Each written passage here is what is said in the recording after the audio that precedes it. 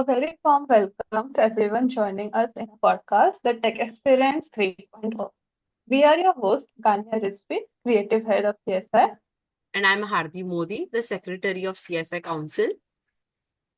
Today, a very special guest will be joining us, Mr. Rishi Kanwar, an expert in ethical hacking and cybersecurity, with practical knowledge in penetration testing, red teaming, and offensive cybersecurity strategies. Let's welcome our guest, Mr. Rishi Kanwar. He is Principal Penetration Test Engineer at Winjit Technologies.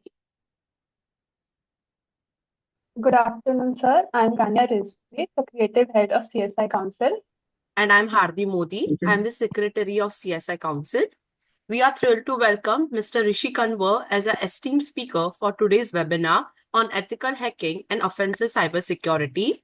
Mr. Kanwar is a seasoned expert in the field of cybersecurity with extensive experience in ethical hacking, penetration testing, red teaming, and understanding emerging threats in the digital landscape. With his remarkable expertise, we are certain this session will be an incredible learning experience for all of us. Before we begin the podcast, sir, is there anything you'd like to share to say to our audience as an introduction? Yeah, hi, good afternoon, everyone. As they introduced me, so my name is Rishi Kanwar.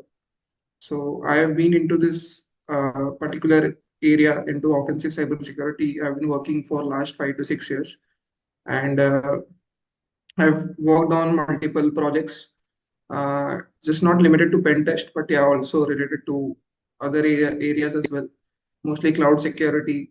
And nowadays, there has been some AI integration also. So we have been working on that as well. And so for me, like I'm really honored if someone invited me here to give the talk and share my expertise to the team. So thank you, everyone. Looking forward to have a great conversation.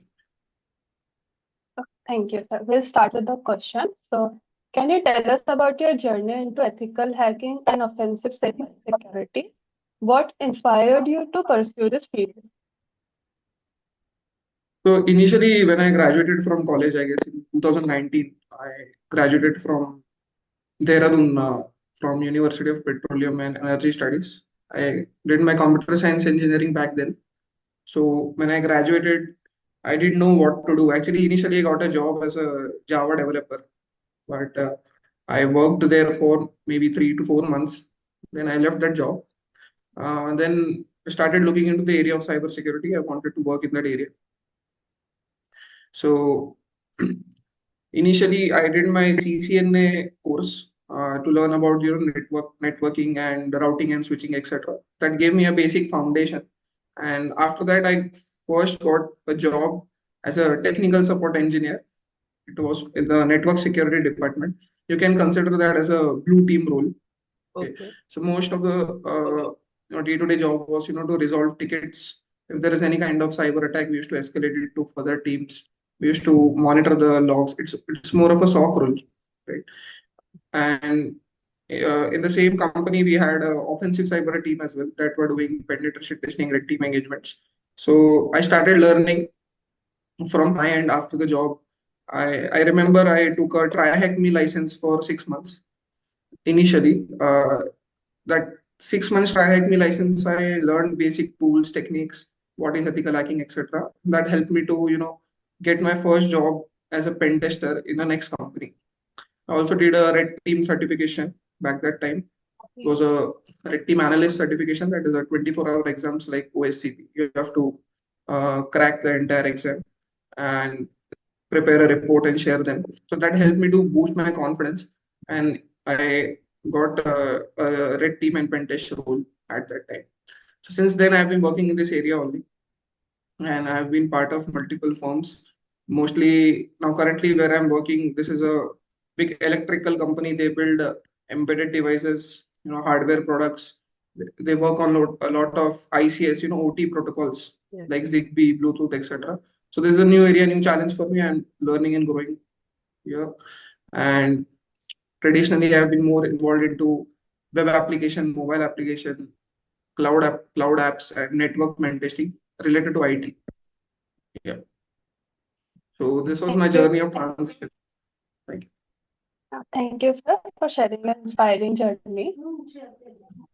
Sir, so the second question, can you briefly explain the difference between ethical hacking and traditional cybersecurity? And how does offensive cybersecurity fit into the bigger picture of securing systems? So see, if you consider a cybersecurity is an umbrella term, right? It's a Yeah. one word. So it's divided into two sides: offensive and defensive cybersecurity. Okay.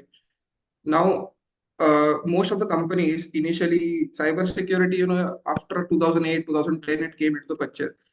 People were working in the field earlier as well, but there was no much focus onto the cybersecurity part, right? Right. There were I connect with my seniors, okay, who are managers now. Those have been working for more than 10, 15 years. They tell initially they didn't get any budget, okay, by the company to purchase cybersecurity tools, establish a team, etc. Right. So later this came into the picture. People start getting budget to form a team, right? So cybersecurity initially all was about deploying tools, okay, monitoring the network, monitoring endpoint systems, whatever are inside the company, other devices, etc. So they used to purchase tools, and it was more always about blue teaming, right? So you know, safeguarding the defensive aspect of the company, okay, how company can be safeguarded from other cyber attacks, right? So that was part of the blue team. Then multiple job roles started emerging. Okay, there was an incident response team inside the defensive side. Then we have malware analyst. Malware analysts are not part of every company, but depending on the company's structure, they will hire those people. Then they have SOC people. SOC people are always there from the starting. Okay. Now people started realizing that uh, the need of offensive people as well, right? So offensive cybersecurity, where it fits, right? So as a part of an offensive security engineer, what you are doing, you are just replicating the likes of a real hacker, right? So whatever those hacker is trying to do, okay, he will exploit a certain vulnerability in the organization. So you are first doing that ethically, okay, and you are reporting to your company or maybe your client, etc. So those vulnerabilities can be patched before they can be exploited, right? Okay. So offensive cybersecurity, it fits like this. Okay, so there are multiple job roles also starting emerging in this, right?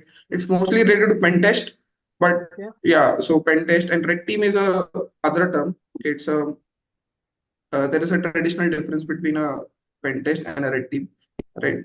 So getting to the red team, you will like after spending 4 or 5 years inside the pen test area, maybe then you can transit to red team, learn skills in the pen test job, and maybe transit if you're interested.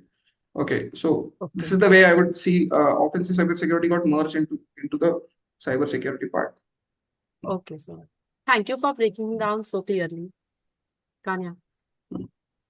What are the key steps involved in conducting a penetration test, and how does it differ from real-world hacking scenarios?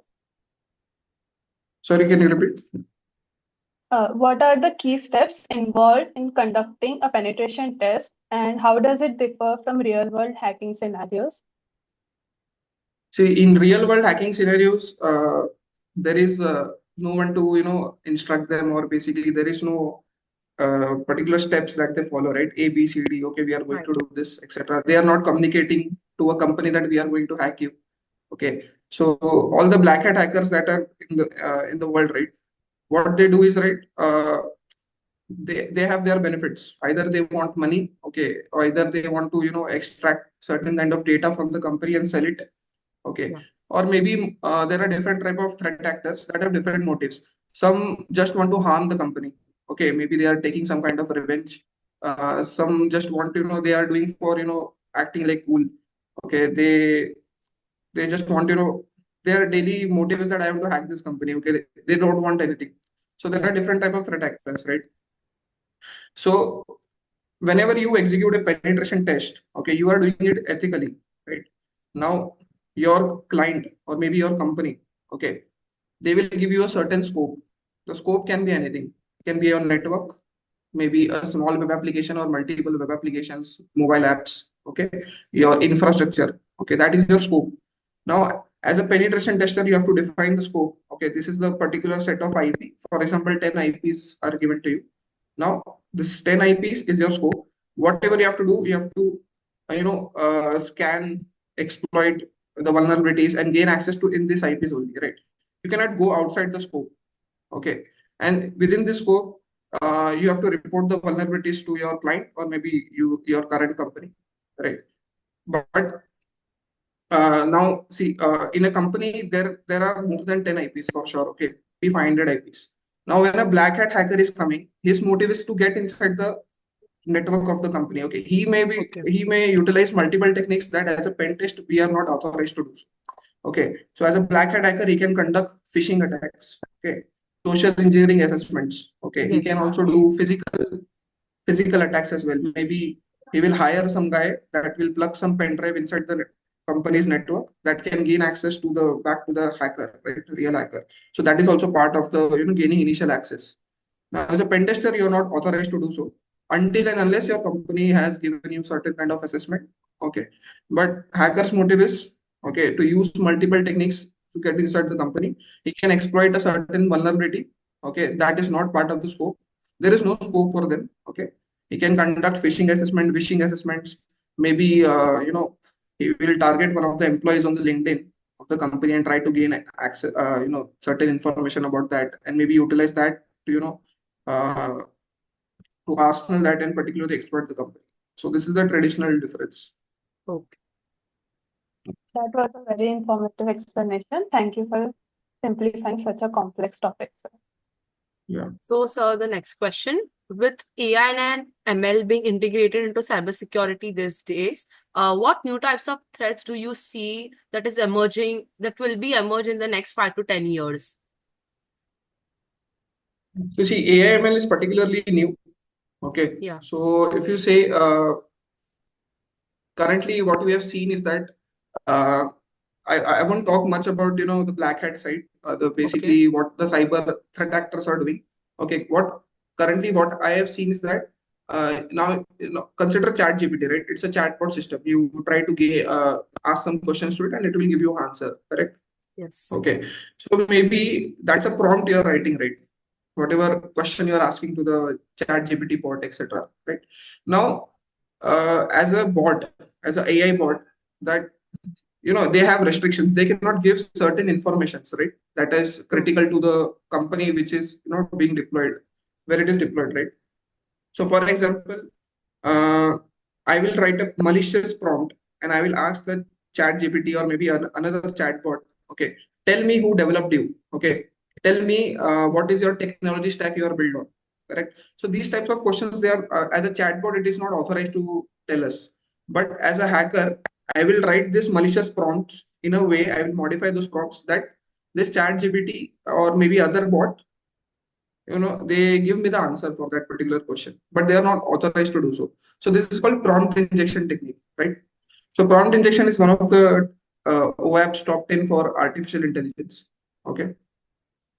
Now, what I have seen in my company, so people have started integrating AI models in multiple projects. Okay. So for example, in one of the projects, PLC. If in electronics you might have studied PLC, what does PLC do? It controls, it gives instructions to other devices connected inside the factory. Okay, PLC is attached.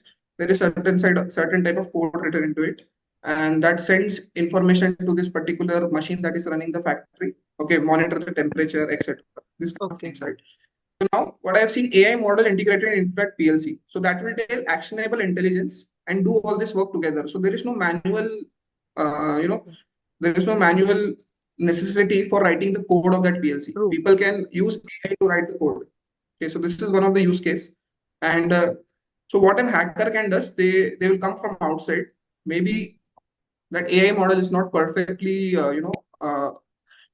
people have not integrated security into it. So maybe he will use prompt injection kind of techniques, okay, to alter the functionality of that PLC code and maybe, change the working of the device that is inside the factory that can harm people.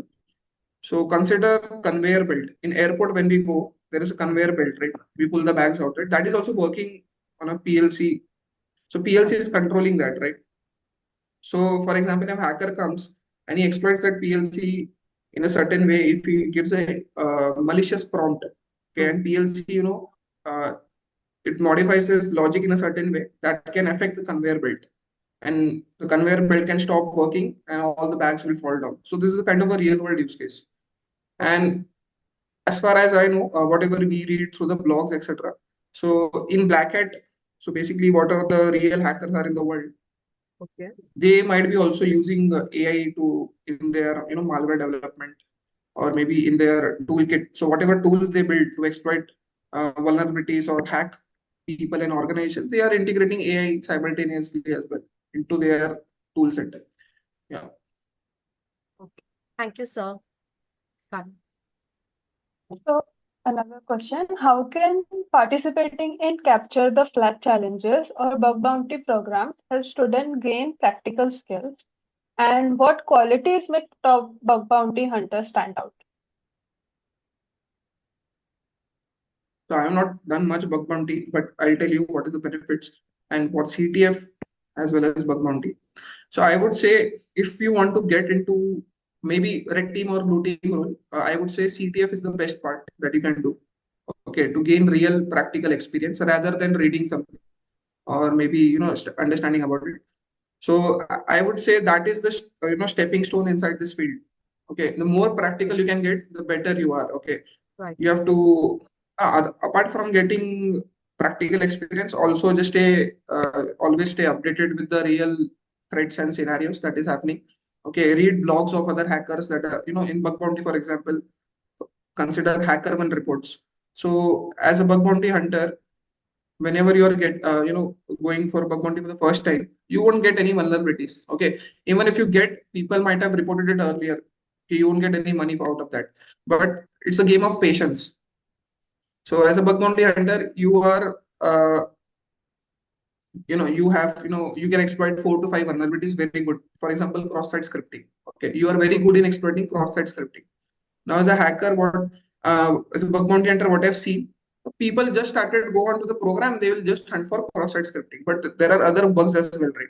So you have first learn about all the web application testing. Okay, basics. Okay. Go to Portswigger. They have a wonderful labs. Solve the Portswigger labs. Understand the basic bugs, how to exploit them. Okay, and solve multiple CTF. Okay, participate in CTF as a team. A lot of CTF happen. Okay, for me, as I told in the beginning, tryhackme.com, hackthebox.com, they work wonderfully. Okay, you create an account there, you start solving the labs. Now, this what we'll do within 6 months, you will feel confident. Okay, and how to exploit these vulnerabilities. Then you can approach the bug bounty. Bug bounty also find a mentor who is already doing bug bounty. Contact him on LinkedIn, contact him on Twitter, etc. Get help from them. Okay, ask them what methodology they are using. Once you understand these terms, you start doing bug bounty. Then it's a patience game, as I told you. You have to spend good amount of hours every day in inside the scope and try to find vulnerabilities as much as you can. Okay, but I would say if it takes time. Okay, I've seen people who are doing bug bounty for 1 to 2 years, still they don't get rewarded. Okay, but I've also seen the people who are really smart. Maybe they have they get good amount of prize money for by reporting the bug, maybe 5 lakhs, 10 lakhs. I've seen those people as well. So it depends on the patient's game and how unique your skill set is. What different you're doing from the other bug bounty hunter. Okay. So yeah. So traditionally, way I would recommend first go to the CTF platforms, participate in teams, learn all the techniques, then approach for the bug bounty side. Okay, sir. Thank you for guiding for this. So, sir, the next question. What role does red teaming play in improving an organization's security, and how does it complement blue team strategies? So I would say the answer is in your question only. So the way you asked the question, that is the answer. Okay. So that was the difference I was going to explain. What is the difference between a penetration test team and a red teaming team, right? In penetration test, organization will give you a certain scope. Okay, this is the 10 IPs, that is your scope. Whatever you want to do, that has to be within the scope. And also you cannot, conduct denial of service attacks, this kind of attacks. You're not authorized to do certain kind of attacks, correct? Okay. Now, if you come to red team, so red team actually, this word is taken from a military point of view. Okay. So in US, I guess they use this term. So as a red teamer, there are multiple stages to execute an entire red team engagement, starting from information gathering, reconnaissance, exploitation, etc. Okay. So what does red team do? For example, I am a company and you are a red team company, you are offering me your services. Okay. I am your client, right? Okay. So what you will do is, so first, I will tell you as a client, okay, this is my entire company network. Okay, I want you to test my resilience against a certain type of cyber attack. For example, consider I am a bank. Okay, Okay. so I am a bank, and there are multiple banks in the world, right? So in one of the bank, a cyber attack is currently going on. Okay, that threat actor is using these types of steps to exploit that particular vulnerability and get inside the bank. Now I am also a bank. I am worried. I'll come to you, your red team company. I'll tell I want to execute those certain steps that malware attacker is using, that hacker is using, right? I'll tell you to execute those certain steps. Yeah. Now you as a red team company, okay. So in red teaming there is no traditional scope. Okay, there is no scope. Okay, there is a certain kind of goal that has to be achieved. Okay, so goal can be anything. Okay, reach to my most critical database server that is hosted inside the most secured subnet. That is one of the goal. Or maybe I just want to test how my employees are reacting to phishing engagements. I'll tell you to perform phishing to my company and see how well readiness, like how my employees are, reacting to that. Are they aware of this kind of cyber attacks? So this is the goal. In red teaming, there is no, exploit this vulnerability, get into the system. That is not the particular thing. In red teaming, you have to mimic a real threat actor.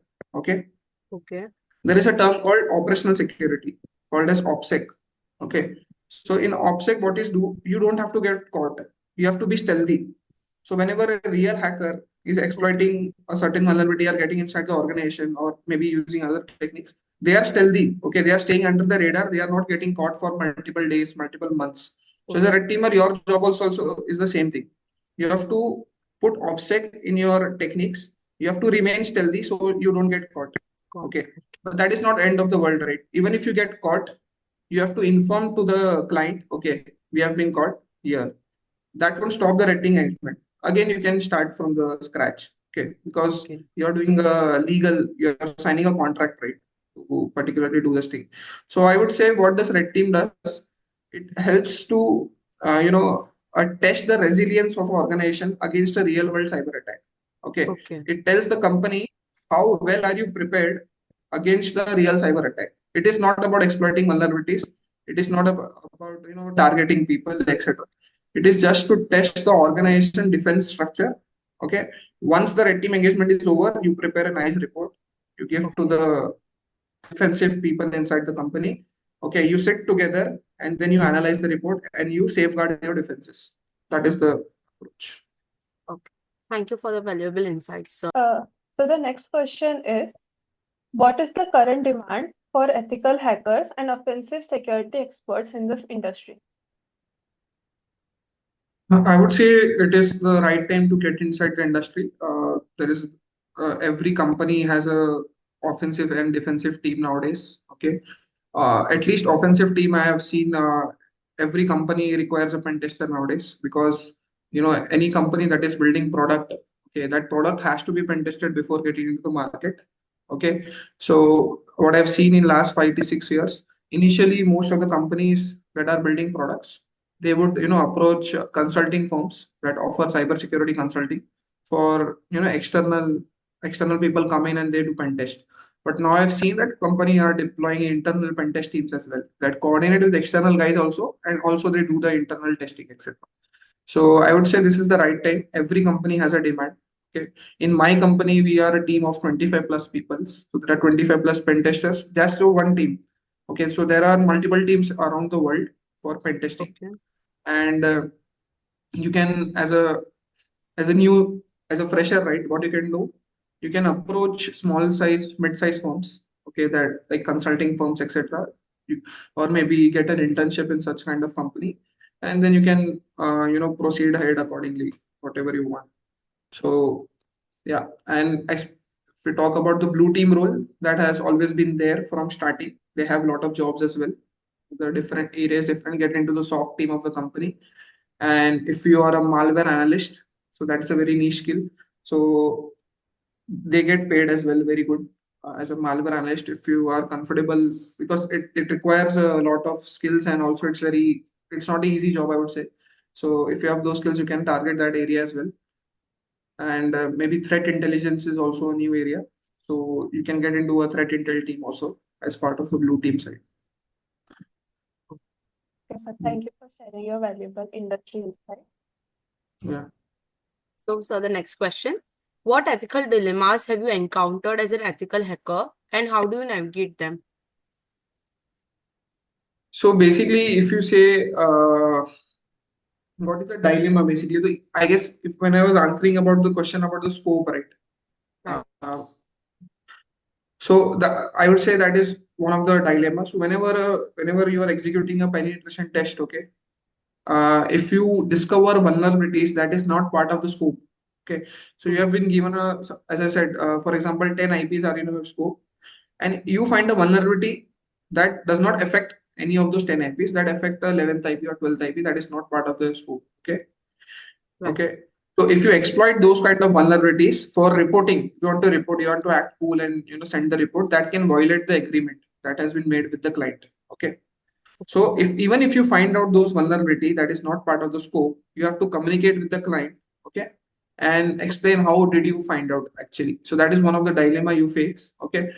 In for example, you are doing a pen test, okay, and you exploited a server that is part of the scope, right? Okay. And inside that server you find some files, okay, sensitive files, okay, that affects the business functionality. That file is very sensitive. For example, you found a file where all the employee salary is written. So that is a very sensitive file, right? So if you find such kind of files, report to the client. Okay, don't report it in your report, don't take a screenshot, anything, don't download that file. That could violate the agreement. So this is one of the dilemma you can consider. Okay, then maybe also one of the dilemma is that don't ever go against the company. For example, uh, you have exploited a certain kind of vulnerability that is targeting this particular system. Do not report it to someone else other than your company. Okay, don't go to tell your friends, or maybe that information can be utilized by some other guy and he can exploit the same vulnerability until it is patched up, right? So also always you have to put the client's interest and always first, right? That is one of the techniques. And safety of the public. So what you can see in IT environments, I would say that not the people are affected directly, but if you consider the OT, operational technology, industrial control systems and OT. So those are the things that can affect people. That is a matter of life and death also, right? In ICS OT, if you exploit a certain kind of vulnerability inside the environment, okay. So for example, there is a sensor inside the room that controls the temperature, right? And a lot of people are sitting there. There is a conference going on. There is a big room. There is a sensor that is controlling the temperature. If a hacker, that is one of the ICS device, right? If a hacker exploits that a certain kind of vulnerability there and he increases the temperature, right? So that can affect the other people as well. Okay, or maybe in a factory, if an attacker exploits a certain vulnerability and he affects that machines particularly, maybe some kind of big machine can fall down and can lead to death also. So those kinds of things you have to always consider whenever you are doing a pen test. Public safety also, and the most important thing, never test in the production environment. So what I have seen, company has different kind of environments, right? There is pre-production, production. Okay, so whatever development is being done, it's on the staging and pre-production environment, right? And when the entire thing is developed, it has been tested thoroughly, then only that code is getting pushed inside the production and the product is live. Whenever you are testing a production, just always keep in mind that live users are there. So never do that. In case, until and unless if a client wants you to do testing on production, I would say as a team, you should discuss within and never do that. Because even if the client is forcing you to do it, tell them there are other live users on site that are using your product that will affect them. Okay. So always take permissions before doing, and always test in a pre-production environment. So these are some of the considerations that you need to take care of. Thank you, sir, for sharing your experience. Tanya. So, what are some of the emerging threats in offensive cybersecurity that organizations should be aware of? So I would say there has been a certain number of threats. Okay. So for example, if you go on dark web nowadays, there is a particular service called ransomware as a service. It's called RAS. Okay. Okay. You might have heard about software as a service, infrastructure as a service. That has been used inside the industry, but something called as ransomware as a service. Okay. So there are ransomware teams on dark web. There is one guy, okay, who acts as a manager. Nobody knows him, nobody sees him, nobody knows his location. He's a ransomware guy. Okay. Now he's sitting in, for example, in Europe. He's hiring malware developers from China. Then he's hiring some kind of infrastructure developers from US. Okay. He's building a team. Okay. And then he's hiring one more mole. For example, a guy who will approach the company. Okay, he will maybe plug a pen drive inside the network company, etc. This kind of attacks. So there is a particular ransomware attack. Okay, that has been huge. Okay, if you see in 2017 we had WannaCry attack. That was the biggest ransomware attack. Then uh, recently also, if you heard the news, the Iran's nuclear power plant was they destroyed by Israel and others. So that is also kind of cyber attack, right? Uh, so those kind of cyber attacks will always be there. But I would say in future attacks, if you have to consider, okay, so I would say it will be mostly related to AI. Okay? Okay. People will utilize artificial intelligence to conduct certain kind of attacks towards the company or maybe people as well. And we have started seeing now also, even if you open YouTube nowadays, and people are using deepfakes, right? Deepfakes. So basically, a certain kind of actor or actress that has performed a certain kind of scene. Now people are using that script and just putting another face over there Right. and utilize. This is a kind of cyber attack that has been in the world. It's a deepfake that is affecting people, and this is just a starting. But that will Yeah. get developed. That will get develop more, and I would say more robustness will come, and people will actually start believing that this is the real person. Now, Right. if you see how will it affect the mindset of other real guy, who is it? He comes to know, okay, somebody spreading fake news, etc.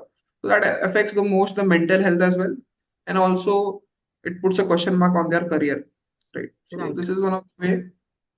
And active malware development is always happening. So people might use artificial intelligence in developing malwares that will be more stealthy, more robust, and that can exploit organizations that are not ready for that. So this is a cat and mouse game. Okay. So Right. if people ask me why to get into cybersecurity, I would say there will always be jobs because it's a cat and mouse game. Okay. If one is doing anything, then one is doing another. So there will be always be, some kind of tension between both the sides, right? Okay. So even if you are a curious kind of person that likes this field, I would say then get into it because you have to always go outside of your mindset and try to find things. So I would say it's a more of a curiosity kind of field. Yeah. That was an amazing explanation about emerging threats, sir. Yeah. So, sir, the last question. What certifications, tools, or techniques do you recommend for aspiring ethical hackers, and what misconceptions should they avoid? So there are a lot of certifications in the market. Okay. As a at the entry level ethical hacker, okay. First we'll talk about tools. I would say you go to tryhackme.com or maybe other websites that are free and as well as paid. Learn basic tools that are required. Learn burp suit, right? You learn Nessus, you learn basic nmap scanning, basic metasploit scannings, okay, and all other open source to learn fuzzing tools, how to fuzz the directories, etc. And before that, just make sure your networking and your web basics are clear. Okay, how does HTTP works, what are cookies and how they are transmitted. Okay, these are the basic things, and learn about networks, and then you learn about the tools. That will be much better. These are the basic tools that I mentioned that it's utilized every day. And for certifications that can help you, entry level, I would say there is one certification called EJPT, E-Learn Security Junior Penetration Tester. That is the cheapest, and that will help you to get certain kind of starting inside the ethical hacking field. Then maybe you can try for OSCP. Okay, and so OSCP is expensive, and it teaches you tools and techniques, but I would say that is those two techniques, whatever you have learned inside the OSCP, you will rarely use inside the current projects because those are outdated. So I would say if a person is spending 1.5, 1.7 lakhs for a certification, rather than go to other small companies that are offering certifications that are much cheaper, and you will learn more skills related to the current Right. scenario. Yeah. So if you know, there is a company called Cyber Warfare Labs. Okay, they have a website. Their certifications are very cheap, but they are up to date. You can learn techniques from there. Okay, Okay. and then there is a new company that is called SecOps Group. Their certification is also very cheap, and they are always on discount. Put some coupon and Okay. maybe you can learn those skills. Yeah, so these are some of the things. If you are if you have the budget, then go for OSCP, because that OSCP is always on the job description. Okay, if you want to get hired, the HR, they don't know anything about ethical hacking, etc. They just know the word OSCP. If they see in your resume, maybe you will get an interview call. So for HR bypass, I would say OSCP is the best. OSCP. But it requires certain kind of preparation and timeline. So you have to give at least 3 to 6 months for that. Yeah. Thank you, sir, for providing such practical advice. Yeah. So now we will conclude with our podcast. We would like to Yeah. extend our heartfelt thanks to Mr. Rishi Kanwar for taking time to share his knowledge and expertise with us today. Your insights on ethical hacking and offensive cybersecurity have inspired us to delve deeper into this fascinating field. We truly appreciate your guidance and look forward to applying. Yeah. Thank you. Is there anything you want to conclude and say to our audience? See, I would just say, if it's a very, as I said earlier as well, it's a very curious field. Okay, you'll always enjoy working if you're a part of a good team. Okay, and this job, always amazes. Okay, and it's not just a desk job, I would say. If you really like hacking, and if someone is paying you to hack, etc., so it's a very good area to come, and you'll always enjoy. And just focus on your technical skill sets as well as the reporting skills also, to make sure you are well versed whenever your communication skills are good, because you are a hacker. You have exploited a nice RC, remote code execution. That's a critical level already. You are, now you're on the cloud, you are feeling amazing. But even in the end, you have to say that to the client, how you've done that. Right. If you are not good in communication, okay, there is no use of that. The client won't feel anything, and maybe uh, he won't find that thing he won't be amazed by that particular thing that you are doing. So make sure your technical and communication skills are good. And yeah, I'm always available on LinkedIn. I guess you can put my profile link, and you can connect with me if you have any questions. Definitely, I will always be able to help. Okay, sir. Thank you so Thank you. much, sir. Thank you, Yeah. speaker for TechExperience 3.0. Yeah. Thank you. Thank you, sir. Thank you, sir.